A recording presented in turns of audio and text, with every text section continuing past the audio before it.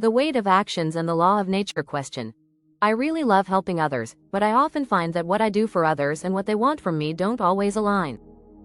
As a result, what comes back to me is, to put it bluntly, criticism. People around me often say that I do great work, but the return I get is always negative.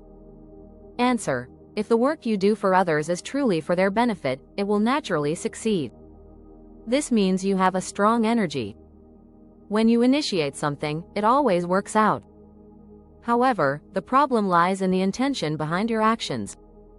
The key question is, what kind of energy are you putting into the work? If you help others, do it solely for their benefit.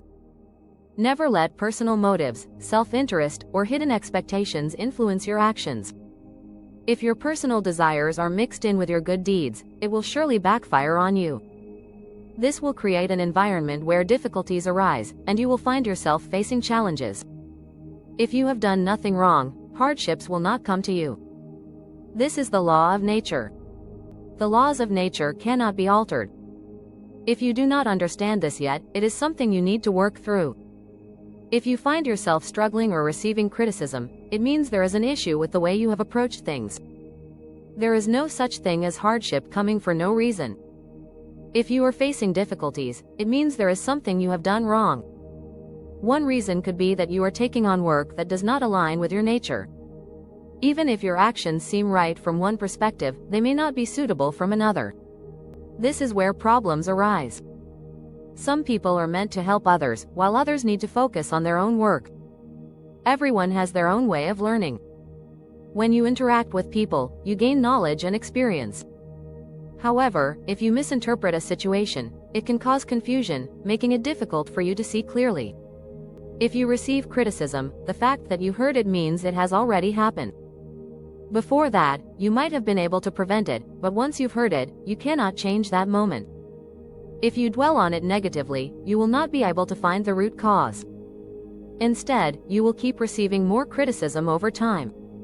If you constantly find yourself being criticized, you need to recognize it as a sign that something within you needs to be corrected. Instead of blaming others, ask yourself where your own contradictions lie. Others criticize because they feel the need to, but you cannot control their words. If your behavior has small inconsistencies over time, they will accumulate. When enough of these contradictions gather, they create a force that eventually results in criticism. This is a fundamental principle of nature. For example, a wife may wonder why her husband criticizes her even though she takes care of him, prepares his meals, and irons his clothes. However, the husband is not criticizing her for no reason. Rather, he is unknowingly reflecting accumulated energy from other aspects of her life. If she has been judgmental toward others, made unnecessary remarks, or carried negative thoughts, these energies build up and eventually manifest in some form, often through the people closest to her. Thus, instead of resenting the husband, one should realize that he is, in fact, an important figure bringing awareness to an issue that needs to be addressed. However, if she does not recognize this and continues to hold negative feelings, she will push her husband away. Eventually, if this continues, he may no longer want to come home. If he finds more comfort elsewhere, he might spend more time outside, perhaps at a bar, where he enjoys the company of others instead. This is how relationships deteriorate. When pain arises, the best course of action is to quickly find the root cause. If the cause is not identified, the pain will continue and intensify. The universe is constantly teaching us. To live with a pure heart and perform good deeds effectively, you must first eliminate your inner contradictions. Only when your heart is clear can your actions be truly meaningful and lead to positive outcomes. When your soul is light and free from burdens, your hardships dissolve, and you can move toward enlightenment. The ultimate goal of nature and the divine is to guide us toward purification, to cleanse our spirits so we can transcend to a higher state. The divine is not concerned with giving and taking material wealth. Money is simply a tool that allows us to work more intelligently and productively. However, if our internal contradictions persist, our efforts will not yield positive results. That is why life teaches us lessons to help remove our contradictions. Why do good deeds sometimes bring negative reactions? You enjoy helping others, but you often receive criticism instead of appreciation. People say you do great work, but the response you get is not always positive. Why does this happen? 1. The intention behind your actions matters. 1. If you truly help others without expecting anything in return, things will go well. 2. But if your personal desires, expectations, or self-interest are mixed in, it can lead to problems. 3. Even if you don't realize it, your hidden intentions can create negative consequences. 2. The law of nature. You reap what you sow. 1. Difficulties don't come for no reason, there is always a cause.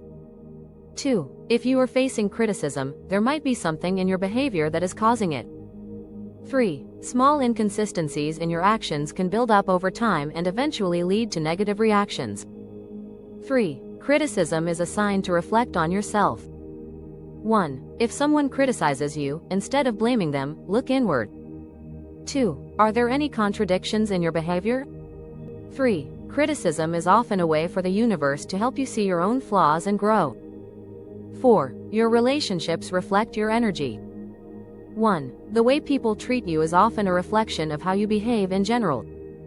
2. For example, if a wife feels unfairly criticized by her husband, it might not be about one specific thing. 2. Instead, it could be a buildup of negative energy from her words or actions in daily life. 3. The people closest to us often reflect the lessons we need to learn. 5. Pain and hardship are life's way of teaching you. 1. When you face difficulties, find the root cause instead of complaining. 2. If you don't learn from the situation, the same problems will keep repeating and become even stronger.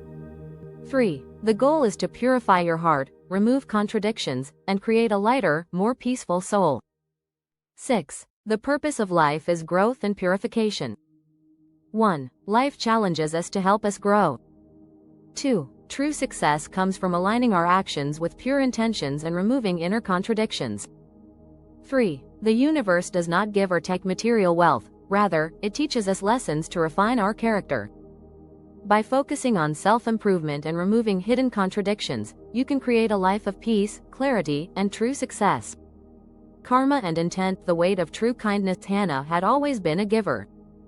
Since she was young, she found joy in helping others, whether it was sharing her lunch, listening to a friend's troubles, or going out of her way to assist strangers. Yet, despite her endless generosity, the world often responded with criticism rather than gratitude. People around her would say, "You do great work, but you always get the worst reactions in return." One evening, Hannah sat on a park bench, staring at the golden hues of the setting sun. The day had been particularly hard. A woman she had helped at the community center had accused her of being condescending, a colleague had dismissed her ideas, and a friend she always supported had taken her kindness for granted. "Why does this keep happening?" she muttered. "I give so much, but all I get is negativity." A soft chuckle came from the other end of the bench. She turned to see an elderly man with kind eyes. "You look troubled, young lady. What's on your mind?" Hannah sighed. "I love helping people, but no matter how much I do, I get criticized. It's as if my kindness is a curse." The old man nodded thoughtfully. "Tell me, when you help others, do you expect something in return?" "No," Hannah answered quickly. But as soon as she said it, doubt crept in.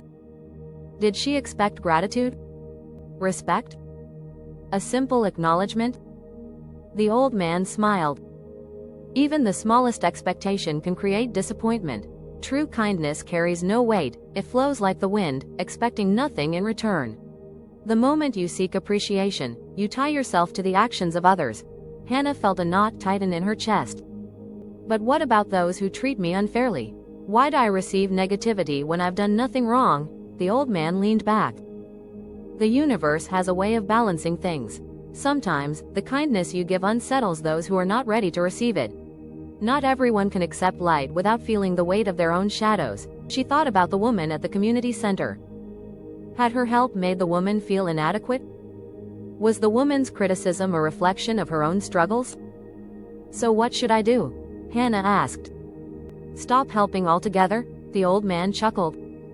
"No, dear child, keep helping, but free yourself from attachment. Give without holding on to expectations. When criticism comes, listen, not to defend yourself, but to understand. Is there truth in it? If so, adjust. If not, let it pass, like a breeze through the trees. Hannah closed her eyes, letting his words sink in. She had been carrying the burden of expectations without realizing it. Perhaps, all this time, her kindness had been tangled with a hidden desire for validation. At that moment, her phone buzzed. It was a message from her husband, Seojin. "Dinner's ready. Where are you?" A wave of guilt hit her. Lately, she had been so caught up in others' opinions that she had barely noticed how she had been treating the person closest to her. Seojin, who quietly supported her, who endured her moments of frustration, who, despite everything, always remained by her side. She remembered how he had pointed out her constant complaints about others. "You help people, Hannah, but sometimes you seem more upset than happy.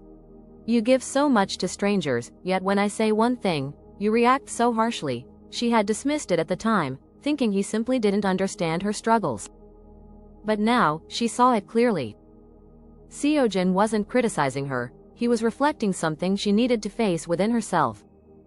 Just as the old man had said, those closest to us often serve as our greatest teachers. Hannah stood up, feeling lighter.